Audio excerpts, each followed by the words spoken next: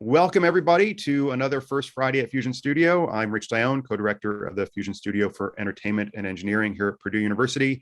I'm joined, as I am most months, with my colleague. Mary, I'll let you introduce yourself. Mary Pilot, co-director of the Fusion Studio. Thanks so much for being here today. And we're joined, really excited to have this guest with us today. David Carpenter and I go way back. We were talking about how many years. We're not going to share it, but we were undergrads together. We overlapped by a couple of years a few years ago. He is a Broadway and off-Broadway producer. He was in commercial theater for a long time. He is now the founder and CEO for Gamiotics Incorporated. I hope I said that name correctly.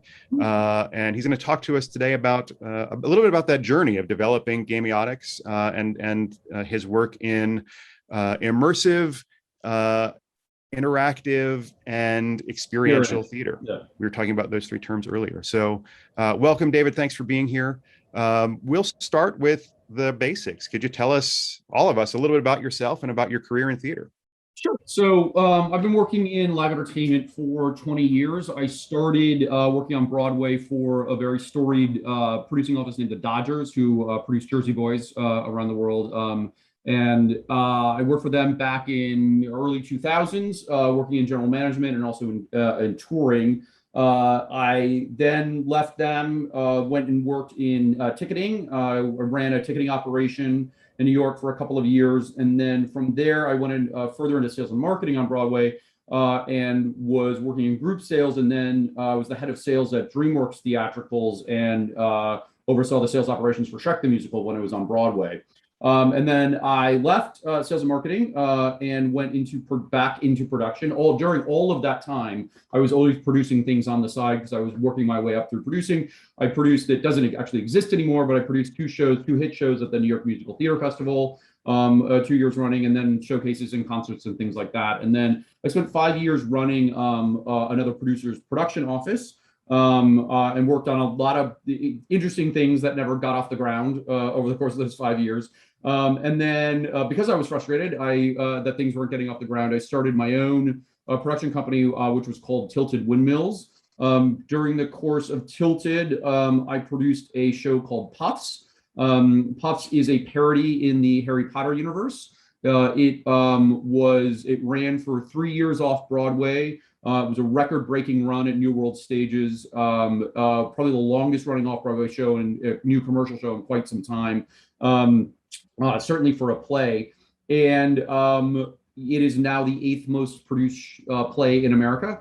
It's a fairly significant hit out there. And then the last thing I did at Tilted was I was the lead producer on Broadway of Slava's Snow Show. Slava's is a 30-year international touring show by a very, very famous Russian clown named Slava Pulunian. And it had been in New York about 13 years ago, for a 2-year run off Broadway. And I brought it back in for an 8-week limited holiday engagement on Broadway in the winter of 19. And that was exciting because, getting to, after 20 years, be the lead producer of a show on Broadway is actually everything that I'd worked for. But during all the 5 years that I had Tilted, I was working on a problem, which was trying to figure out how to bring a choose your own adventure style branching narrative experience to the live stage. And in the development of this idea, I hit a wall, which was there actually wasn't a mechanism that existed to be able to facilitate communication between the audience and the content on stage that allowed for agency and choice within the audience to determine what was happening in there and the outcome. And that's where the first idea for Gamiotics was born. That's amazing. And you have no way of knowing this, of course, but 6 years ago, I actually took a project here from Purdue to World Stage Design in Taiwan that tried to do a similar thing. Yeah. We had some students who developed some code bases to allow phones to interact and provide us feedback, but we were nowhere near as successful at developing that as it sounds like you have been. So that's really, it's exciting and interesting how these things overlap, right? Yeah. And so, I mean, the the impetus of Gamiotics actually started with the audience, not with the artists, right? Because the main hurdle, because as I was saying, so I got very fortunate and I got hooked up with this guy who was at one point in his life the senior architect of the PlayStation Gaming Network. He's one of the other original founders of the company named Dave Keane. And when Dave and I were starting to talk about this, it was, you know, it was like, oh, let's design an app. And I was like, and this was even 5 years ago. I was like, absolutely not. I'm like, there's no way. And I still talk about this today, but I called it the 802 problem, right? It's that you're doing a show and it's 802, meaning the curtain is probably just gone up or just about to go up, and it's raining outside, and the audience member comes in and they're angry, unhappy, and flustered, and the usher stops and says, well, have you downloaded your app? And I was like, there is no way that is ever going to fly with an audience member. You have to think about the audience behavior. And so, you know, when we talk about it within technology and with software, it's like, what are the pain points? How do you remove them, right? And so the first thing that we identified is saying, what is the simplest, fastest way in order to engage with an audience when they walk in the theater? And it was, well, then this has to be web-based. Now, there were a lot of arguments about it at that time of being web-based, like you're not going to be able to capture data, you're not going to be able to control the phone, you're not going to do this. And I was like, we don't need to do any of that. None of that, actually, that's what you want, right? As a coder and a developer, and that's what the direction that everybody's running towards. That isn't what the audience wants, right? And so that really was it cut my way, obviously, in saying, this is how we're going to form this thing. Forget about data, forget about capturing anything. What we need is a communication device. Let's build that instead, right? And so that's how we started building Gamiotics. And in the early days, it was basic polling software, right? Which in itself was problematic. It's saying, well, why don't we use polling software? It's like, well, we're going to build a code that is expandable to whatever we need it to do as we're going along in this experience. And so that journey 5 years ago started with with how do we gamify this experience, which was a perfectly fine starting point, but wasn't the journey that I ended up taking the thing on, right? Gamification was only an aspect. Sure. So before we get too deep into the weeds of all of this, I think maybe, can you just tell us a little bit about how what Gamiotics does, right? Like, what does the Sure. platform do? So it's it's like I said, it's web-based, right? So one of the other originating ideas around the software was, all right, we need to be able to allow the audience to have agency and control when they walk into the theater. How do we facilitate that? And when the very first time I was working on this idea, it actually optioned another play, and the audience was handed a radio frequency remote when they walked in the door, and tied to just off-the-shelf educational polling software. It's really basic, right? And I remember, and I'd optioned this play, and if anyone's ever a producer or ever optioned a play before, you know it's hit or miss when you actually get to know the author, whether you learn whether they're an insane person or not, and this person turned out to be insane, but they had a really good idea that wasn't executed properly. And like, in my job as a producer, has always been, it's just about execution. You have to execute this in the best way you can. And I remember saying to him, and this is about the time when I started talking to Dave Keane, I said, you can't hand something to an audience member where they walk in, you know, other than a program, like sometimes not even that, right? But you can't hand something to an audience member. It's not scalable, right? And so being in commercial theater and being an entrepreneur, scalability is something I and my investors care very deeply about. And so, you know, it struck all of us that the tool was already in their pocket, right? Everybody, like even 5 years ago, everybody already had a smartphone, right? And so it's like, why don't we just use the tool in the pocket? And it's like, all right, well, then we use the web page, and that's how it started getting. So, you know, when an audience member comes in now, it used to be, you go to a website, which is, you know, open up your phone, go to play.gamiotics.com and enter a code, right? Now I just QR code all the way past that if I want to. You can still do that, but certainly within the pandemic, you can just QR your, right? And then from that point in, you're sitting on a web page that allows me to do two-way communication, push back and forth, right, between the audience members and the laptop, basically sitting in the back of the theater, right? So the software has a couple of different mechanisms to it, right? Which is and just to give you the parlance of how I discuss it, when we call the phone the client, right? We call the information that we're pushing the phone to, we call them elections, because that goes back to our early polling days. And then we have what's called the perf display, performance display, which is what the audience is seeing. So in a basic polling situation, right?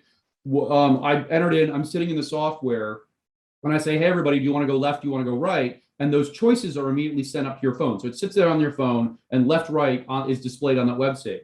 And then you push that button, right, left or right, and immediately, with no latency whatsoever, those results are displayed on the screen in front of you, right? So latency actually became an issue right in the early days, and we figured out our way around it.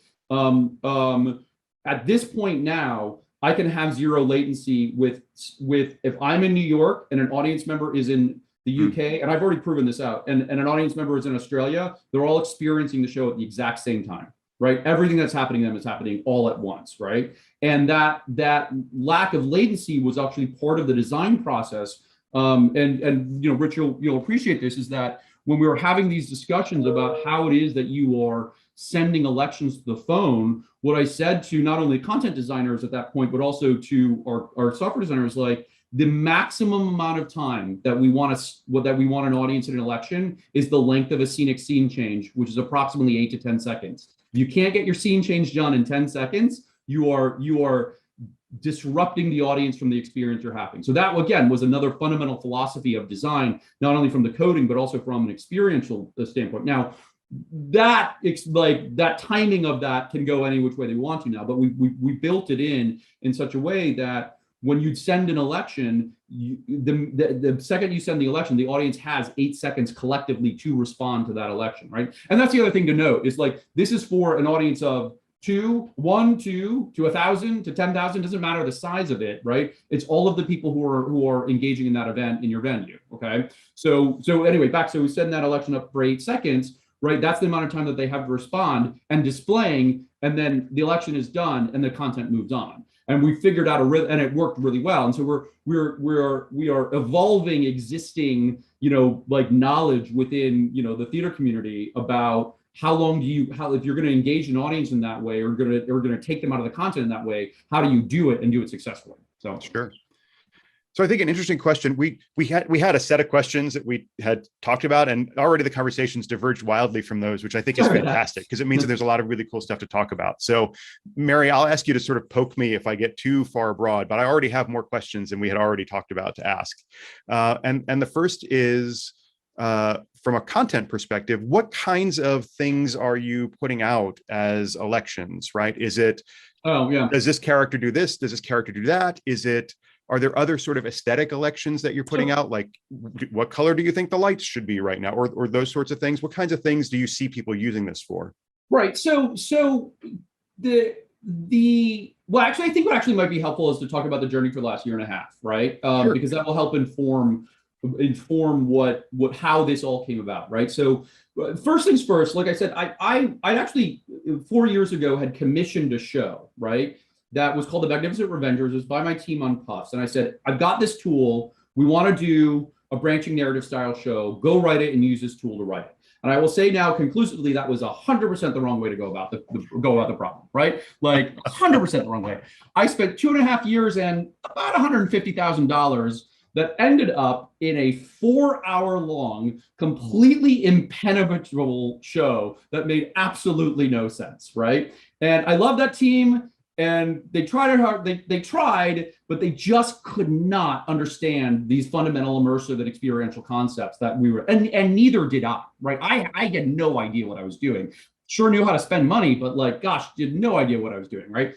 So I put that to bed actually in the middle of 2019 and said, this is never getting off the ground, right? And I got to rethink this idea. But during that time, I'd spent a lot of time in Edinburgh talking to the heads of the major like tentpole festivals there. And I'd actually convinced Pleasance House to say, give me a theater, give me a time, I'll bring you a show. Because I demoed the technology and they're like, this is amazing. You know, we believe you'll figure it out. So at the start of 20, I actually consolidated all my companies. I actually took control of Gamiotics and had let the founders go on their own journey, doing whatever it is they want to do, because I was like, you guys all have the wrong vision about how to execute this. I'm going to do it. And then I literally made the same mistake again, which was I commissioned a show, right, to take to Edinburgh, which was 100% the wrong way to go about it. But I did it all over again because as a theater producer, I was still thinking as a theater producer, not as a technology entrepreneur, right? So, and I will never call COVID a blessing. It's a blight upon the world and it's terrible, but the opportunity that COVID presented in March when live entertainment shut down is what then defined the company moving forward. So everything shut down. I lost all my funding. Everything went underwater for me. And I stared at the wall for literally the wall behind me for 3 days saying, now what do I do? And I was like, well, I have this asset. There's no live entertainment. Called a friend of mine who's a writer and said, let's just start figuring out 2 branching narrative shows and let's start writing them. And that's actually where Seize the Show was born. And very quickly, because so many people are out of work, I had a group of people who kind of jumped in and said, let's start making these shows. And I originally was executing a half-hour show on Zoom platform, right? Every 2 weeks. That evolved into an hour-long show every 4 weeks. And by the end of 18 months, I'd had 20 shows that I produced during the pandemic. I mean, granted, the pandemic is still going, but like between that time period. And originally I thought I was building a content company, right? That sees the show that was used. And again, same bad decision, right? But luckily I'd had a lot of investors and I'd had a lot of conversations about what we're doing. And I had the realization that I actually wasn't building a content company anymore. And this was about January of this past year. And actually I was building a licensing company for the technology, because one of the most poignant thing that one of my investors said is like, if you want this idea to fly, the problem is that you are your own customer right now. And what you need is other people to tell you how to continue to design your software, right? And that was what some of the best advice I ever got. And so I actually shut down, it was painful, but I shut down Seize the Show. I forced the writers that I was working with out. And I don't mean that I was like, go figure something out how to use the technology, right? And then started restructuring and rebuilding as a licensing company. So, but those 20 shows that I built, right? It was the best use of my time possible, right? Ended up being use cases for everything that the technology could power, right? So while we did it over Zoom for a year and a half, it's built for live entertainment. It's built for in-person entertainment, right? It can do online entertainment. It can do hybrid of online and in-person, but it really is built for the in-person audience at the end of the day. And so the long way to answer your question is that what I built was murder mysteries. I built escape rooms. I built branching narrative stories. I built action adventure stories. I built a Japanese dating sim based on The Great Gatsby, which was a whole other thing unto itself, right? And continually proved out that this idea that if you give the audience agency and choice, and if you design it in a way that they feel like they have the power that's affecting the environment that they're watching, right? You're going to have a more satisfied and more engaged customer. And that's what I did for 18 months, right? So now I have people coming to me and signing up and starting to license the software who are using it for their own means. And they're telling us what more they want now and what more they want to do. So I have this customer in New Jersey who's just about to wrap up their run. They've run all summer doing a murder mystery of their own. And they wrote their own show and used the tech. And they said they've never had audiences like this before, right? More importantly, they've never had repeat buyers like they've had on this summer before. And that's what has sparked them. Because what the technology allows for is if you want to design it this way, right? It allows for you to design multi-track branching narratives that an audience can never see the same show twice, right? And that's what I did. And then I'm now having customers saying, oh my God, there's so much power and value in this for our audiences that they feel like they're having a unique experience and they want to come back and have it again. So I think that answered your question. But that you want to talk about specifically, like, what are the features of Gamiotics, right? I mean, I think we can go in any direction we want to go in, right? So very briefly, right? So, and I'm still at the beginning of this journey in terms of the features, but this is a good one to talk about features, right? So basic polling, A, B, A, B, C, A, B, C, D, like I can send, like, make a choice here, what do you want? And then it's displayed on the screen, right? In terms of what the collective audience decides they want it to go, right? Within that, I can send hyperlinks to the phone, right? So we did that in escape rooms, meaning like go on an internet web chase. We send people down goose chase, like go research this, go find the clue here, and then come back, right? So we did that. I can send text entry, meaning like you have to enter the correct text in. Again, usually collectively an audience, but if you want to unlock the thing, right? Do a text entry. We also have what we call pass-fail test of skill, right? So we built a button mash, meaning that there's a bar graph and there's a line, and the audience has to mash their phone as hard as often as they can. And I always describe that all of these tools that I built are built to build tension within a dramatic environment, right? Everything it builds tension, no matter what. And so the button mash is always a really good example of clap or Cinderbell or Tinkerbell dies, right? I mean, that is an interactive moment from a storied play that you're requiring the audience to exert effort to increase the tension. And I just put it on the phone, being like, button mash. And then we actually, within these, we have different variations of them. So it's like we have a button mash where you have to hit in between the line or go under the line. You have a Simon Says, which is a memory game, which is like, we're going to tell you information and then you have to remember it and enter it in, right?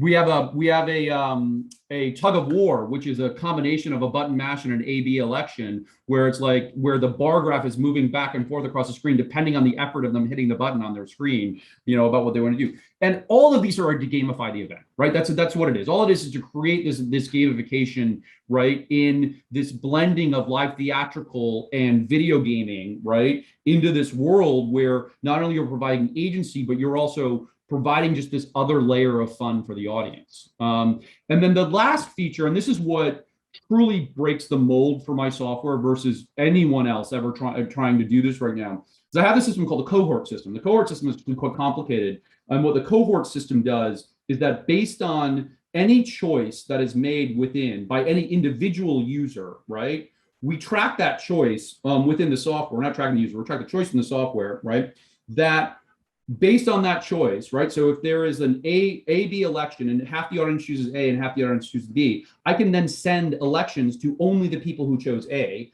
or only the people who chose B, right? And then if after that, the A people get a CD and the B people get an EF, I can then redivide it any which way I want and set a choice only the people who did E and then only the people who did F or EFG or anything that you can think of in terms of combining and recombining their elections. And I can do that on any type of election too, right? And what it allows for us to be able to do is deliver a multi-track experience in a single environment, or going even further than that, I can deliver a multi-track experience to an audience who is in multi-locations within a single environment, right? So it allows us to be able to communicate to the audience based on their choices, based on their actions, and deliver them a unique experience, all based on that.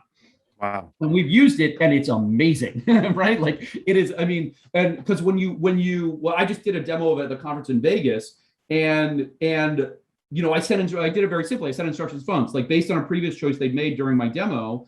I said, all right, do your instructions. And half the audience raised their hand and half the audience clapped. And I was like, you all received something different and then responded to that instruction. Right. And they were blown away by it, right? That's amazing. And I full disclosure, Mary and I may talk to you about ways in which we can incorporate that in a couple of events that we are working on developing here at the university, separate from this conversation. But we watched that video about these things and 1,000 ideas came into our heads, which actually leads me to kind of interesting thing to tease out from what you were saying. And I think, correct me if I'm wrong, Mary, but I think this connects to your thoughts about entrepreneurship, right?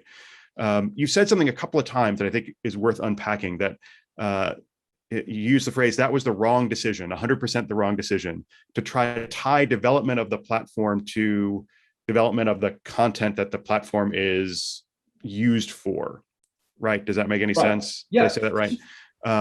And I just think that's a really interesting thing to unpack in terms of the design process, right? Because, I'm in the middle of teaching engineering design to my structural design students right now, which is a wholly different thing. But we just talked about framing the problem, right? And understanding what the client or the user or the other stakeholders want. And when you are both the designer and the stakeholders, everything gets muddy and confusing, right?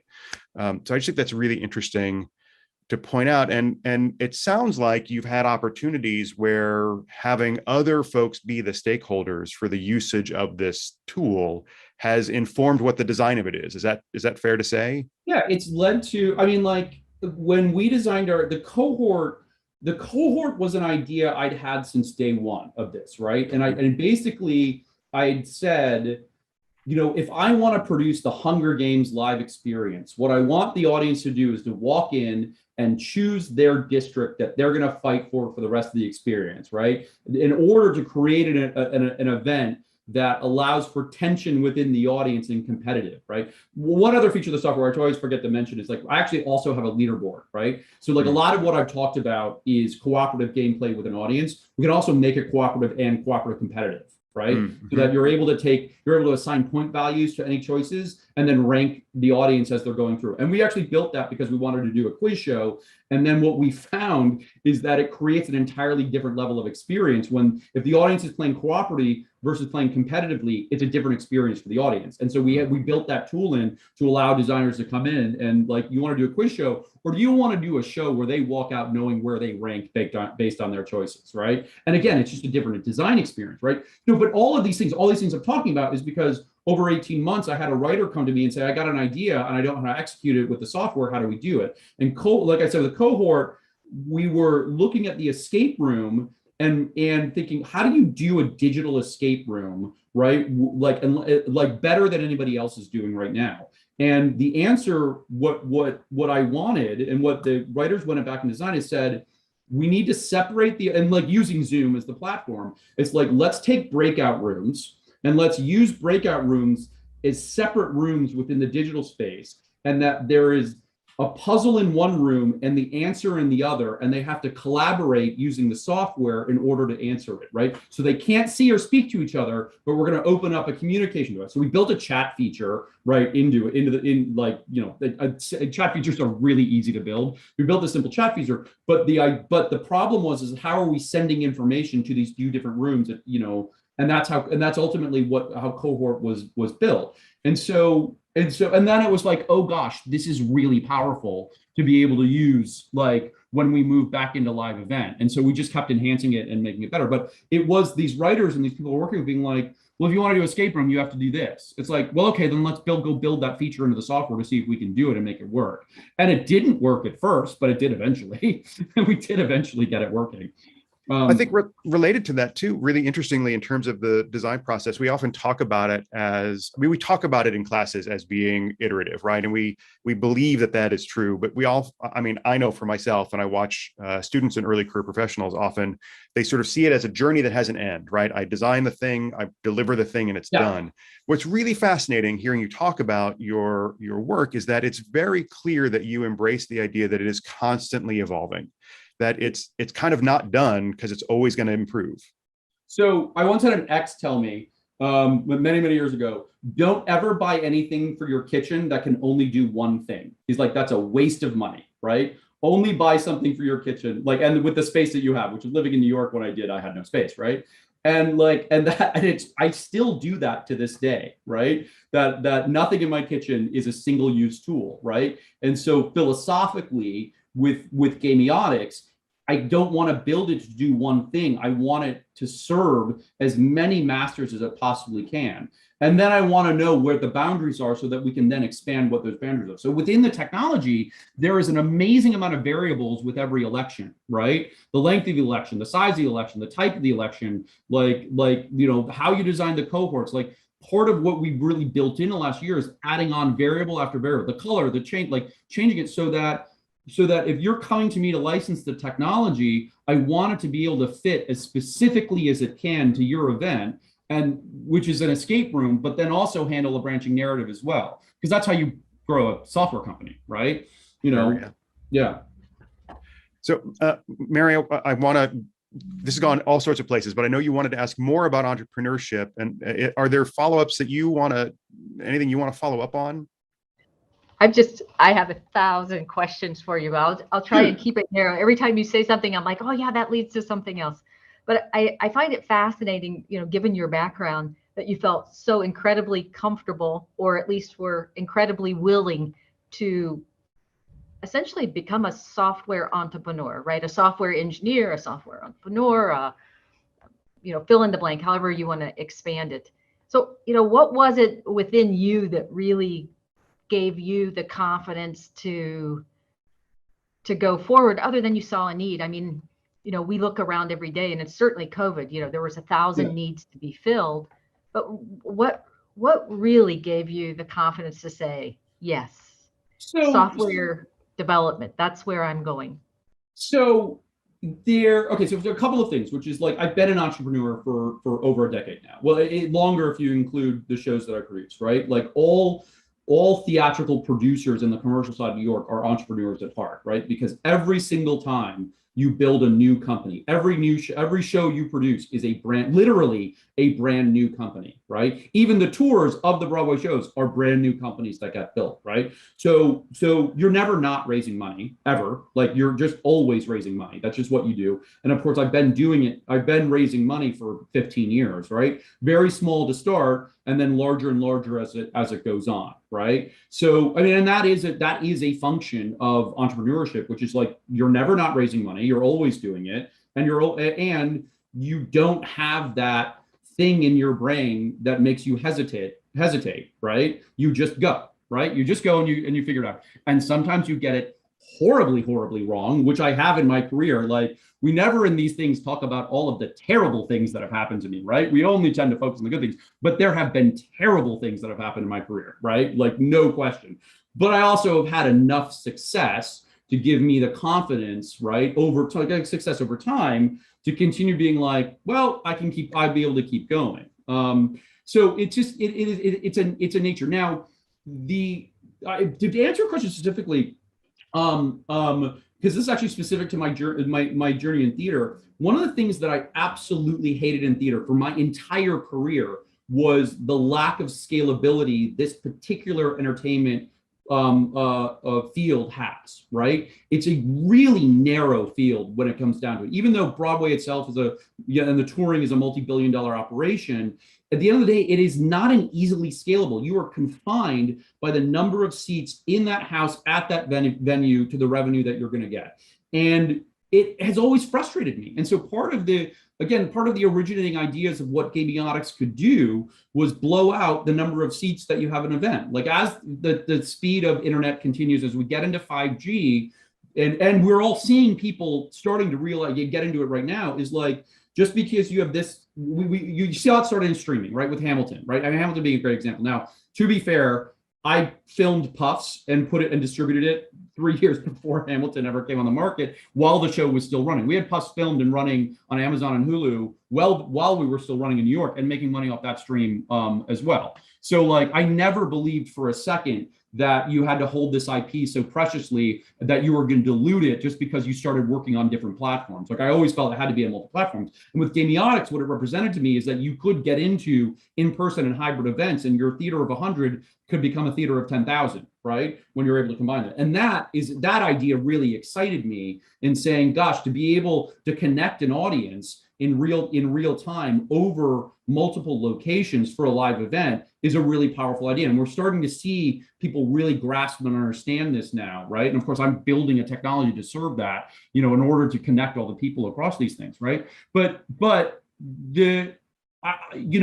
as Rich probably knows, because he's known me for a long time, I'm also not that guy who sits still. So when the pandemic hit, I literally looked at my calendar, and by March 19th, I was already starting this journey, right? So like it was 3 days of staring at the wall and then 2 days of gathering people together and saying, get off your couch, we got to do stuff, right? And that's just a function of how I've been throughout my career. And then I think the other thing about the entrepreneur aspect is it's not the idea, it's the execution. Everyone has ideas, literally everyone. I get pitched ideas all of the time, right? It's how you execute that idea is what matters at the end of the day. And what's interesting to me is like, not a lot of people actually truly understand that, right?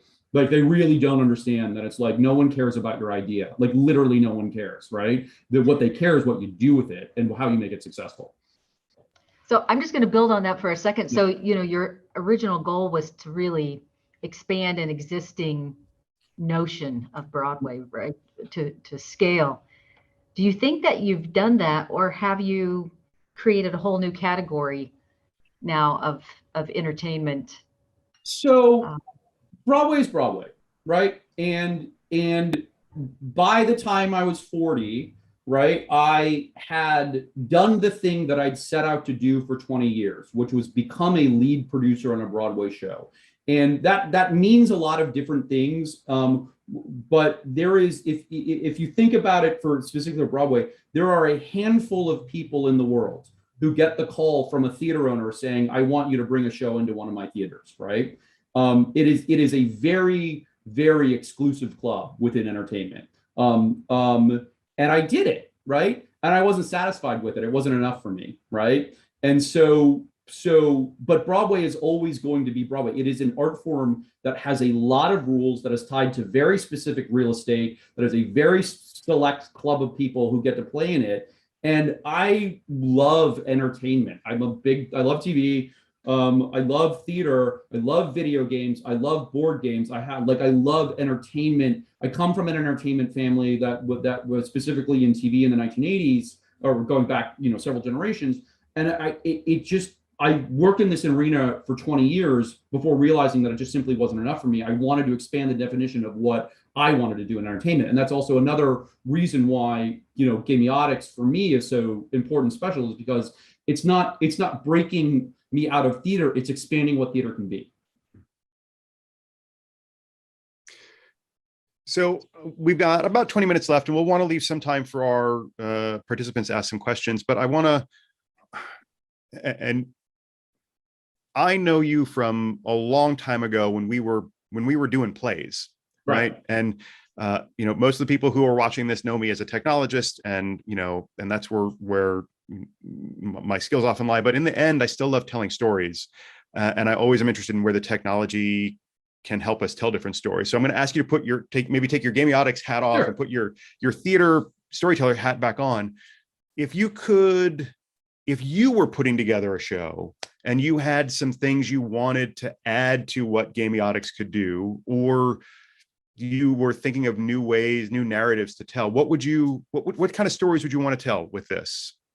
So the philosophy of me and the company, which are all one and the same thing, right, is that authenticity of experience through agency, right? Like that if you are giving an audience choice, they believe more in what it is that they're experiencing. And I'm starting to work on proving that idea out, with my customers and with the audiences. What like for me personally as a storyteller and a content creator, the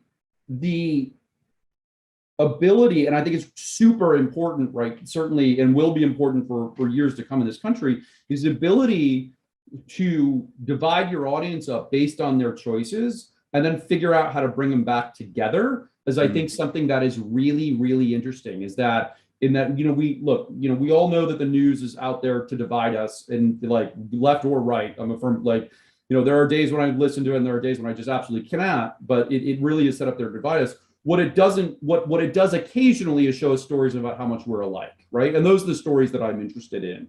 And even though we're all coming from a lot of differences, I think it's important. I think that this tool has the ability to demonstrate not only how different we are, but also where we find our common ground and where we find our likeness and where we can find agreement. And so, those are a lot of stories that I'm pursuing with artists right now and saying, hey, when you're not on the internet and you put two people together in a room, you're going to have a more powerful impact. But this anonymity of choice that you get to do through your phone, right, with my technology, still provides that protection for people to speak truthfully, but then we're able to show something truthfully back. So that's the type of stuff that I am particularly interested in right now, and that I think that my technology can service. So those are the things that if I were still creating new content, I would be pursuing, right? So I'll give you an example of something that I did that I really, really like. So right before I started Seize the Showdown, I really wanted to do my own take on the Oregon Trail, right? Just cause, why not, right? And so we built a show that was the first time we used cohort for an audience that was two wagons going out on it was called Go West, going out on a trail. Right. And first things first, the audience had to choose which wagon they were going to jump into. Right. And we designed the show as a prisoner's dilemma. Right. So that the choices that started happening are you could help yourself, you could help the other wagon, you could help each other, the other wagon could help you. Right. And the point system that we started bearing into it was ranked based on this, prisoner's dilemma model. Right. That was behind the scenes. The audience didn't see the math, but they knew they were making good, different types of choices, which led to a series of endings of all the way from you successfully made it to California to you ate the Donner Party. Right. And so it was great. It was so fun. Right. And so what that for me was the start. And I never really, like, we had some problems and we didn't have enough time to really write it. But that for me was that fun mechanism of saying, do you feel good about eating the Donner Party, or do you feel good, like, right? Like, is that, are you happy with the choices that you made? Because these are the choices that you made. And for me, that's powerful, right? Because it's again, it's a two-way conversation you're having with your audience, other than I'm presenting you with this idea and I'm going to demonstrate this idea to you, and then you're going to leave with whatever you're going to leave. And it's like, I want you to leave with the choices you made, right? And that is very interesting to me as an artist. Yeah. I think that's a really fascinating answer, right? Like the fact that this thing here, and like you say, we know that this thing here, its primary effect, I won't say its primary function, but in a lot of cases, its primary effect on us as a society is to find ways to make us feel isolated or to isolate us. Right. Whether that's the content we are looking at or the fact that we're looking at content instead of engaging. And so the notion that we as storytellers could use that same technology to reconnect folks in some kind of really meaningful and palpable ways is, I find that really fascinating and interesting. So I appreciate that you share that. Folks, there are a couple of ways that you can share your own questions if you'd like. You can throw your hand up and we'll turn your mic on for you, or you can throw a question up in the question and answer or in the chat, any of those. We'll keep talking, but if you all have some things you'd like to ask or add to the conversation, we will fold it in. So another question, Mary, do you want to ask your crazy ideas question? You're muted. Yes. I was, that was self-talk there. Oh, sorry. I just called you out there. So I think, oftentimes we individually have those crazy ideas. And one of the things that you answered early on is it's not enough to have an idea, right? You've got to have the will to kind of see that idea through. So is there a couple words of advice you could give someone that has that crazy idea, but maybe their risk tolerance or their will is on the borderline? Is there something that you could tell them that would give them the encouragement to kick it over into the next? It's educate yourself, right? Never stop educating yourself, right? Like, so like, did I know what a SaaS company was before I started this? Yes. Did I know how a SaaS company is supposed to work? Absolutely not, right? And so, I've had to very quickly learn everything I can about venture capital, learn all, like, because I remember I spent 10 years financing out of the Broadway model. That is a very specific model that literally nobody else in the world finances out of, right? And I had to take that 10 years of knowledge and within a very short amount of time, translate it and learn about how do you finance venture capital, right? Like, what are the rounds you go through? What do you do? What do you get at what stage? What do you ask for? I'm very lucky that I have a very nice, very expensive attorney who is a venture capital attorney to guide me through all of this, right? But there were moments when she's like, you cannot spend $800 an hour with me giving you a masterclass, read this book. And I went and read the book, right? So that's one. The second thing is just like, you just have to listen to the people who are using your thing, or you have to listen. So, and then really have an understanding and constantly be searching to understand your product and the thing or your idea more and more every day, right? Like, I still have people come up to me and say, this is dumb, it really needs to be an app. And I'm like, you're wrong. You don't have a background in theatrical. You don't know anything about audience members. You're just thinking about control on the phone. I'm so sorry, but you are going about this the wrong way. I know I'm going about this the right way, right? And that is being proven out. But it's also because I sat down and I thought from day one, how am I going to make this as easy as possible for my audience? And it was for me, right? And so I think the first things first, you're designing it for yourself, right? And you do it and you design it for yourself, but then you have to make that jump to say, I have to design this for other people to use, right? Because to take it from single use to something that you want to grow, then it becomes about other people. And that's tough because you think you're so right all the time, right? And you're not, right? And then that's the other thing too, is you're not right. You're just simply not right. Like other people are going to tell you you're wrong. You're listen. Now I know, on the app thing, I know I'm right, But but there's a lot of other aspects of how we built the technology of saying, oh, I'm not right about this, right? I need to pursue it. So listening is super important. And then if you are going into technology, you really do have to understand how to fundraise or connect yourself with someone who does, right? It is the nature of capitalism. Right, because I see a lot of people who are like, "Oh, I've got a really great idea for an app," but I was like, "Well, no, you got to go raise your early money yourself." And that was true for me in theater, right? Like going back to the early days when I needed $5,000, I had to figure out how to get $5,000 to do the thing I was doing. You have to just figure it out. So kind of building on that just one more time, and then I'll turn it back over to Rich, who I know who's watching the tote board for Q&A. We talked earlier about design intent, and within engineering, we talk a lot about designing for purpose, right? And hopefully broad utility. But as you've started to kind of release this product out into the field, have you seen some interesting use cases that were completely unexpected? And the proxy that I would use to talk about this would be, the inventors of Zoom never anticipated that we'd be trying to use this to educate, entertain, ... Are you seeing interesting use cases coming back now that it's been unleashed to the world? So, well, yes and no.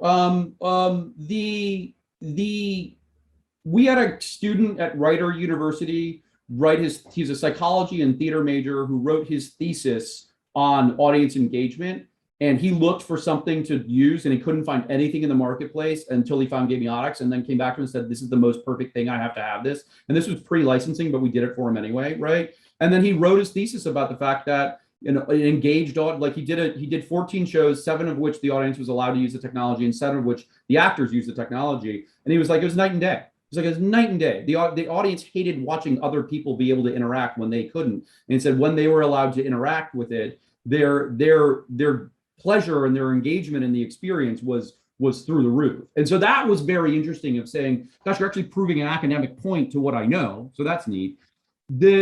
Another customer of mine built a show that was fine, terrible, but fine, right? And they managed to, on their own, without any prompting for us, right, design things correctly for their show, right? Now I built a best practices that's really robust about how you design one of these shows, because I have to, right? Because I have to educate people on how to design this, but we didn't give them any help whatsoever.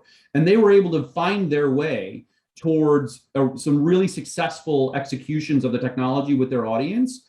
That was what it highlighted to me, is that there is an inherent understanding within theatrical creators about how to engage their audience and get them excited, and that the technology, they just took a little bit like duck to water and being able to use it. And that to me was super, super exciting, of saying, this isn't as hard as I thought it could be, right? That if you just give them the tool suite, like their first show that they're going to, and that particular client who used it for one show, their one show is now coming back and using it their entire next season, right? So when you are doing software, and you hear about this, if you follow software, that stickiness factor, right? That Netflix has, like you never renew your subscription to Netflix every month. It just is renewed, right? But that's sticky, meaning like you're like, oh, I need that. I'm going to keep this in my life.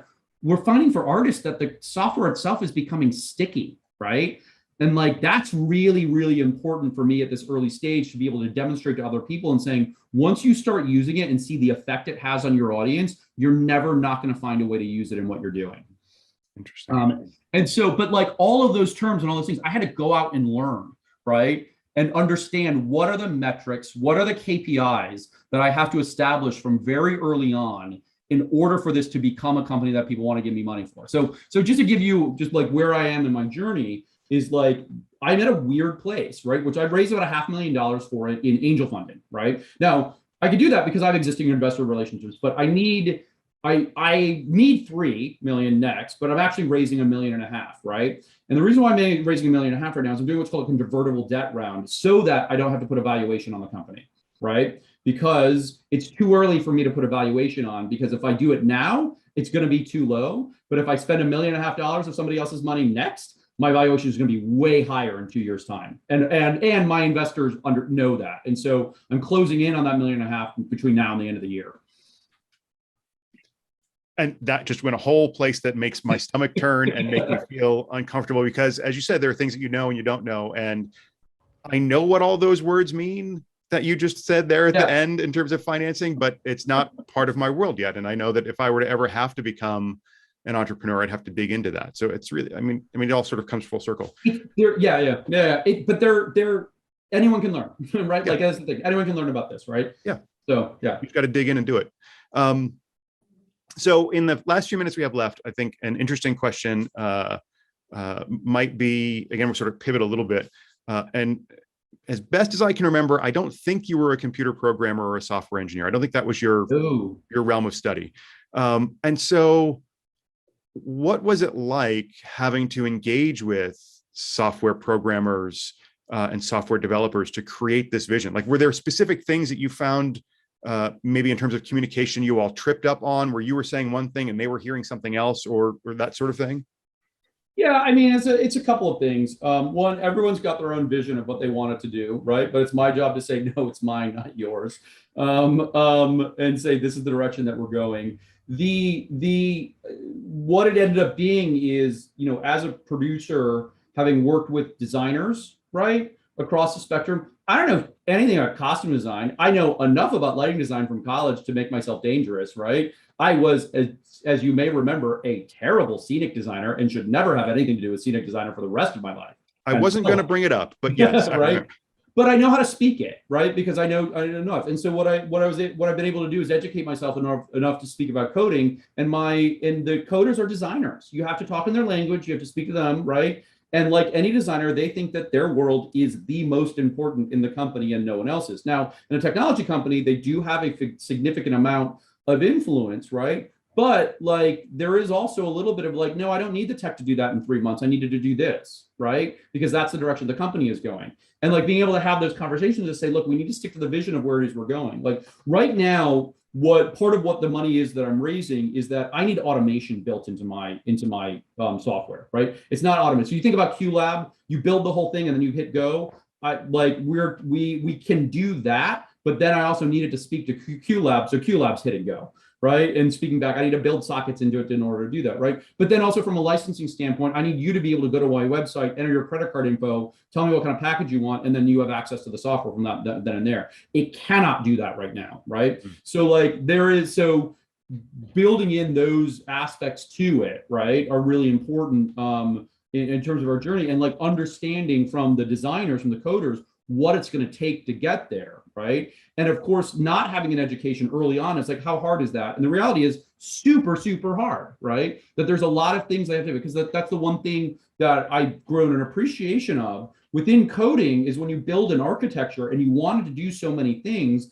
the first steps that you make are going to define how this thing is going to work, right? And I get that. And so, when we're going in and re-architecting the code and we're bringing new aspects to it, I think a lot of times, and I think you see this sometimes in software companies when they're doing it incorrectly, is they just keep piling on new code, right? And I'm like, we need actually a new strategic direction from when it was originally built. I have to rebuild the code. Now, we've done all the homework to rebuild that code. We know exactly what we wanted to have on the other side, but I have to start by building in these aspects of it from day one that are going to allow all these things to happen, which it doesn't have right now. So like, I'm in that early stage of a software company saying it works, I got customers, I got revenue, I can prove it, that thing works through and through, but I need money to actually build it right. Sure. To be able to scale to growth, right? Because I could use it right now and it's fine, but I can't scale it with the way it is right now. Well, and I mean, what you're describing in terms of the architecture and going back to square one, that's a scary moment from a software engineering perspective, because you're basically saying it works, now break it entirely so we can rebuild it back again to work in a better and different way. And that, again, goes to sort of the iterative nature of this stuff, and that we're always doing, right? Is sometimes improvement means breaking it apart.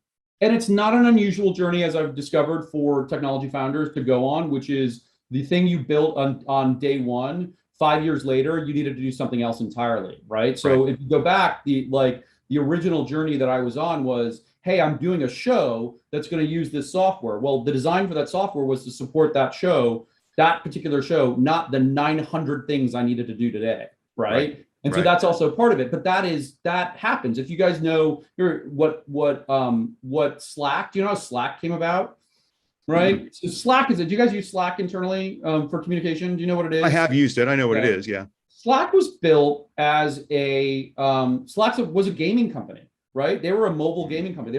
They raised $20 million in a venture round. I think it was a seed round, maybe, right? To give a video company. They burned through $18 million and had no success, right? And they burned through $16 million and had no success. And they went back to the investors and say, hey, we want to give you your $4 million back and call it a day. And the investors said, no, we don't want that $4 million back. Go figure it out. And so the founders of Slack were like looking around with what they had. And it's a wonderful story. They're looking at what they had, and they realized they built this internal communication between their coders, right? That was a chat device. And they said, well, what if we try to commercialize this? And then Slack was born, right? And so it wasn't even the thing they started out to do. It was something else they built to support the thing they do that ended up being the company. And like, I use Slack, every day now. But like, that's the thing is like, but I think that's also a really important on the entrepreneurship journey is like, you have to like never be afraid to pivot. Like never, ever be afraid. I've pivoted so many times now in 5 years, right? And then even more in the last year and a half, like going from content company to licensing company was a major pivot. And it's like, you cannot have that fear of saying like, because nothing you've done is wasted. Right. And I think that's also another like differentiation point between successful entrepreneurs and not. No mistake is a waste. A mistake is a learning opportunity, right? And no money, be careful with money, but even if you spent $150,000 building a content company or building a show, right? That wasn't a waste, right? It even when you pivot, it was a learning opportunity to get to that next point where you can start making money. Sure. That's a fantastic point and a great point to end on as we approach 1 o'clock. So thank you all for joining us. Thank you, David, for being with us for this hour. I think what a wild conversation and topic to go through. So many really interesting things. We look forward to seeing some of you back here again in a month. Tiny spoiler alert, we are finishing the touches on securing a conversation with a project manager from Disney Parks in Florida to talk about risk management and some of the risk management processes they have there as part of the design process. So we hope you'll join us for that. Again, thank you all very much, and we'll see you next time.